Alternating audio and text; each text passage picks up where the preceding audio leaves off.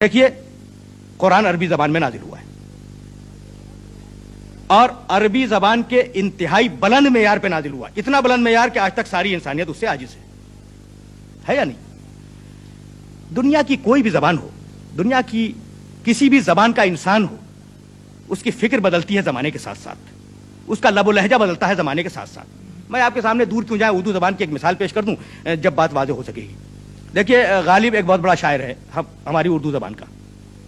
غالب کا ایک بڑا مختصر دیوان ہے جو آج موجود ہے۔ اس دیوان سے تو یہ اندازہ نہیں ہوتا کہ کس عہد کا کون سا کلام ہے غالب کا، لیکن اگر آپ ریسرچ کریں گے تو آپ کو اندازہ ہوگا کہ آخری عمر کی غزلیں کون سی ہیں، ابتدائی عمر کی غزلیں کون سی ہیں۔ اب آپ شعر دیکھیں: دہانے ہر بتے پیغارجو زنجیر رسوائی، عدم تک سلسلہ پہنچا ہے تیری بے وفائی کا۔ اب آپ توجہ فرمائیں کہ یہ کتنا عجیب و غریب شعر ہے، اس کے معنی کو اگر بیان کیا جائے تو کتنی دیر لگے گی۔ دہانے ہر بتے پیغارجو زنجیر رسوائی، اب یہ بتے پیغارجو کیا شے ہے؟ یا مثلا غالب نے کہا شمار صبح مرغوب بتے مشکل پسند آیا، تماشائے بیکف بردن صد دل پسند آیا۔ اب آیا کا لفظ اگر آپ نکال دیں تو پورا شعر فارسی میں۔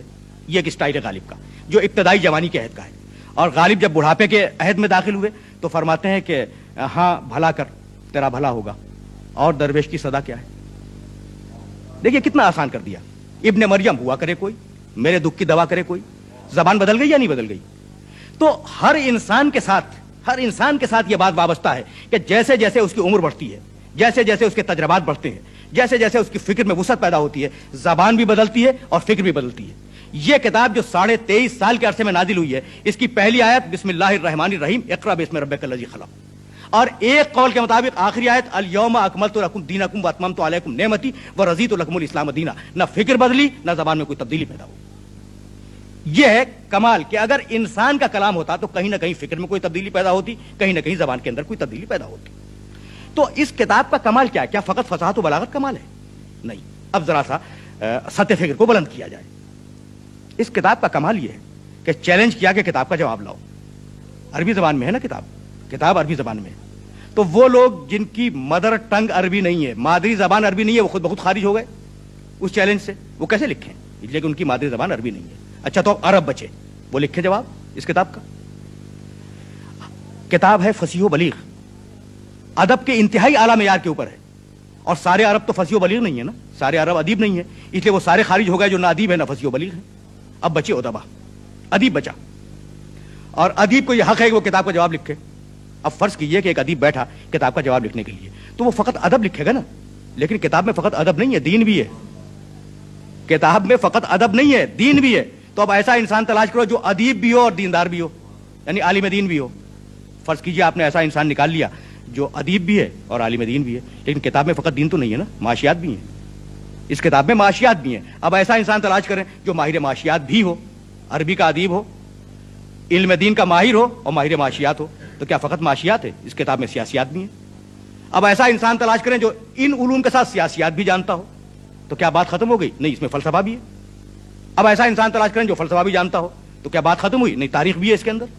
تو اب ایسا انسان تلاش کریں جو تاریخ بھی جانتا ہو، تو بات کہاں رکے گی؟ لیکن فرض کریں تھوڑی دیر کے لیے فرض کریں کہ آپ نے ایسا انسان تلاش کر لیا جو عربی کا ادیب بھی ہے، متدین اور عالم دین بھی ہے، فلسفہ بھی جانتا ہے، منطق بھی جانتا ہے، معاشیات بھی جانتا ہے، دنیا میں جتنے عقلی اور نقلی علوم پائے جاتے ہیں ان سب کا ماہر ہے، لیکن کتاب پھر بھی گرفت میں نہیں آئے گی۔ اس لیے گرفت میں نہیں آئے گی کہ اس میں علم غیب بھی ہے۔ اب ایسا انسان کہاں سے ڈھونڈ کے لائیں گے آپ؟